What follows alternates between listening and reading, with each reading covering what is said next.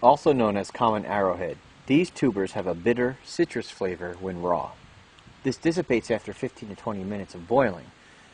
To harvest them, you're gonna have to get your feet wet. They can be boiled, roasted, mashed into a flour, either wet or dry.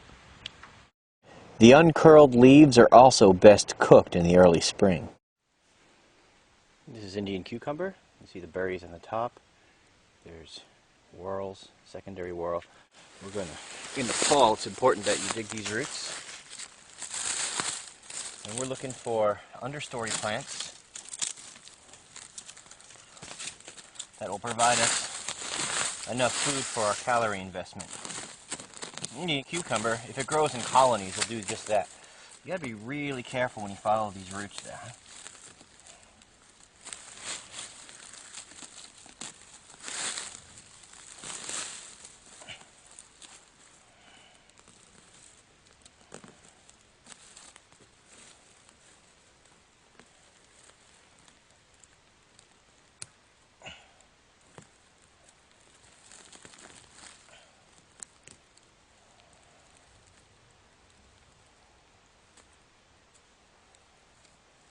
Because they're really delicate. But this is the rhizome, the Indian cucumber.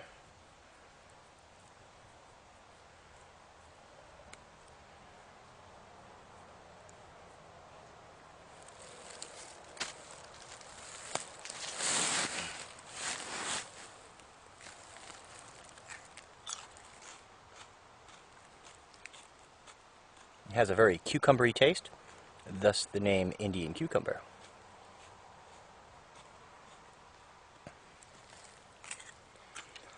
Oh yeah, for safety you may want to wash all of your wild edibles, unless of course you're in a survival situation, or you look forward to getting some kind of weird pathogen that you can use wild medicinals for.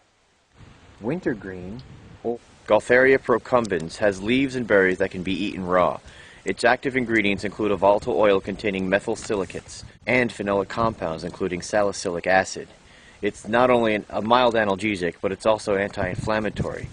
Clintonia, or Clintonia borealis, has leaves that can be eaten raw or cooked. Once they get old and bitter, they can be served cooked to make them more palatable. A lot of the wild edibles we're going to be using are roots, and wild sarsaparilla is no exception. What we want here are the runners. Okay, so this here is this is the edible part. I'm going to take this papery bark off. Okay, and there'll be a white fleshy meat before it reaches a woody inedible core. And so what I do is I take my fingernail and I split her right open.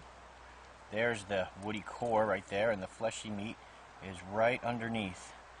I don't know if you can see that, but this is the edible part. And this, again, is the best time of year to get it now till the ground freezes over. But all of that is the magic right there. This is what we want to eat. Rich in starch, readily accessible sugars. It grows everywhere.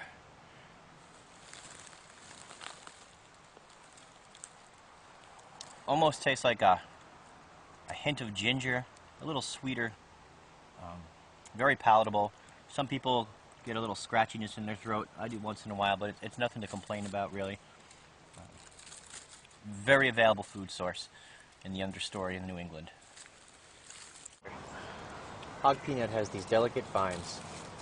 You can trace them to the ground if they haven't already snapped off, and dig up the hair-like tubers. They're not too far, so even though they're small, you can gather a large amount of them in a short bit of time. The trick is not snapping off these little tiny vines that die back each year.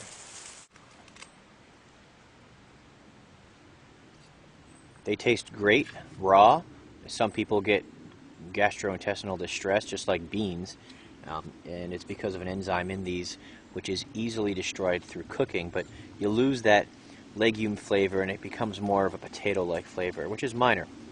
It's an available understory edible that grows in profusion.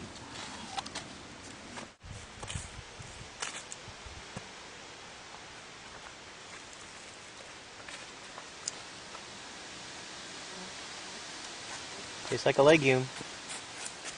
You can gather a bunch of them rather quickly because they're only a few centimeters beneath the ground. Hog peanut.